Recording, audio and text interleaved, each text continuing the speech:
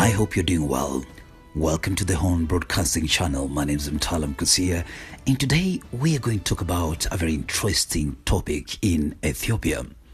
So, let's get to it. What is the role of Oromo elites in Ethiopia's federal crisis and the challenge of nation building? Today cannot be understood without closely examining the role played by Oromo political elites, and that is particularly those who played or have dominated state power since political transition in 2018. The issue today is no longer simply about historical Oromo grievances. That phase has largely passed. The central question now is, once Oromo elites reached the center of political power in Ethiopia, did they build an inclusive national state, or did they instead deepen ethnic polarization, power concentration, or national mistrust? Now, that takes us to the 2018 transition and the lost opportunity.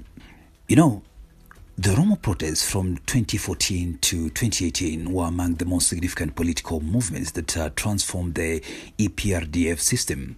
Now, the uprising ultimately brought to power and removed the center of state authority. You remember that? However, now, the historical opportunity of 2018 was not used to establish a system based on justice, democracy, and also inclusive national, ownership. Instead, Ethiopia entered a new phase characterized by war, imprisonment. We saw media repression and also the collapse of national trust.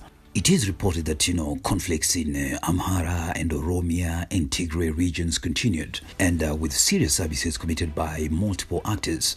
Also noted that freedom of movement and civil liberties have become increasingly restricted, particularly in Oromia and Amhara, Benishangul, Gemuse, Somali, Gambela and Afar regions of Ethiopia, and that reflecting the weakening of normal state governance.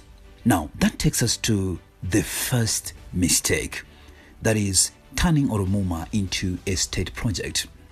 Now, that takes us to Oromo identity as a cultural identity and also demand for equal rights, which is entirely legitimate.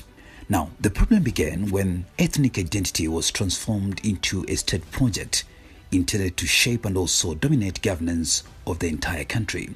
Some Oromo nationalist elites view Ethiopia's historical, structure fundamentally hostile to Oromos.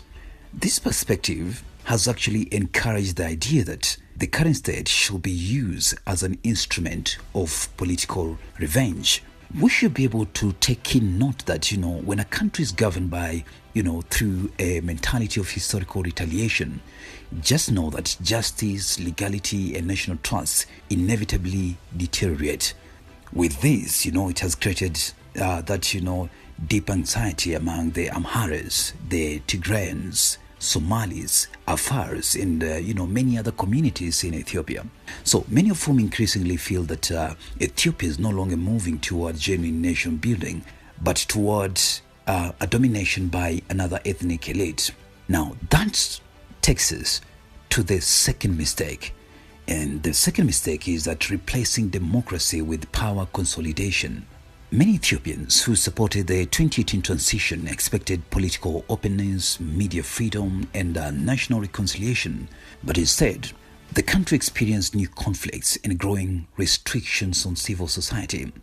Human Rights Watch warned in 2025 that, Ethiopian government suspended or pressured human rights organizations and civil society groups. Freedom House also reported increasing restriction on independent media and internet freedoms, with many journalists fleeing the country due to fear or arbitrary arrest or abduction. Democratic reform was gradually replaced by fear and centralized power accumulation, and that has really created a major obstacle to rebuilding Ethiopian nationhood.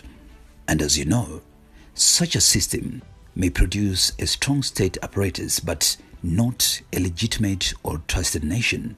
And that takes us to the third mistake, that is the Ola and the militarization of politics. This has become one of the clearest symbols of political failure in Oromia. Supporters of Oromo nationalism argue that, all emerged because of political repression and security abuses. However, the current reality is that the militarization of politics is destroying civilian life, It is destroying state stability and also the national cohesion. It has been stated that in March 2026, the Ola fighters have been accused of rape, sexual slavery, killings, and destruction of civilian property. We have heard of abuses that could amount to even war crimes. At the same time, there are allegations that denote some armed groups linked to state structures were created to discredit Ola, and this has been used to manipulate the conflict politically.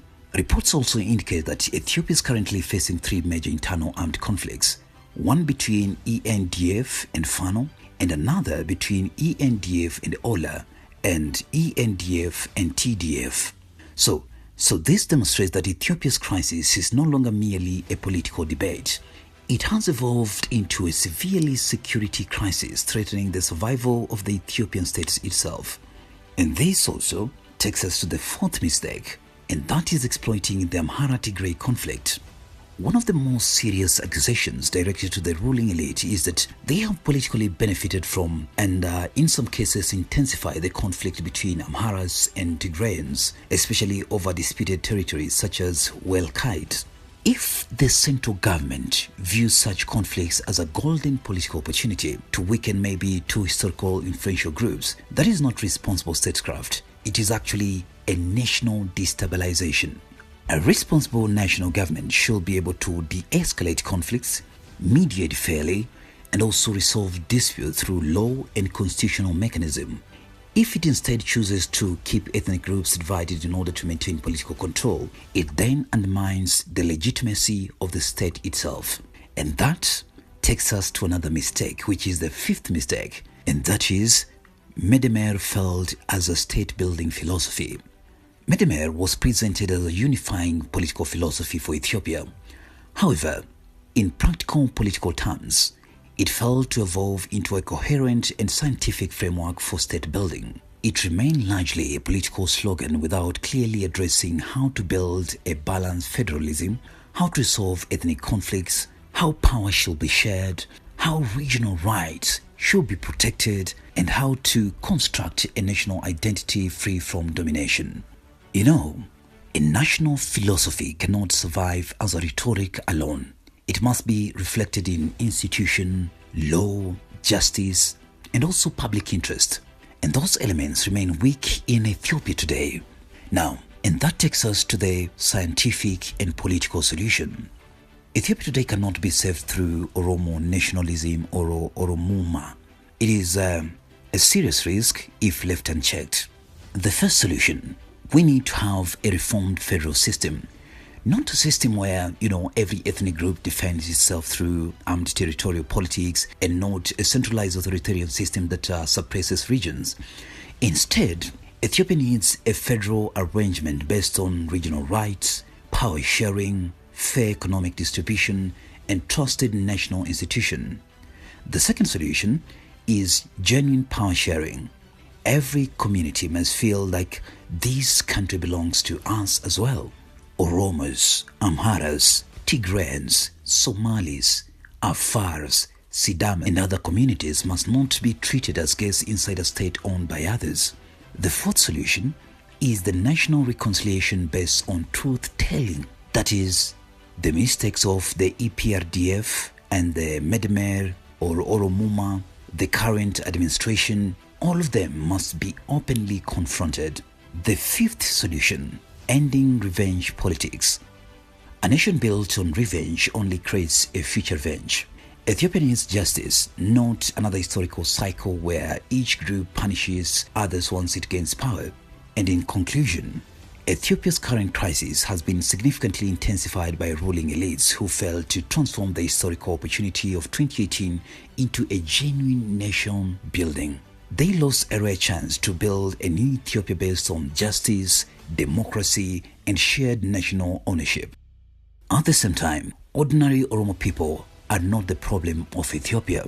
The deeper problem lies in political elites who use Oromo identity as a tool for power accumulation, ethnic polarization, and a system that failed to build national trust.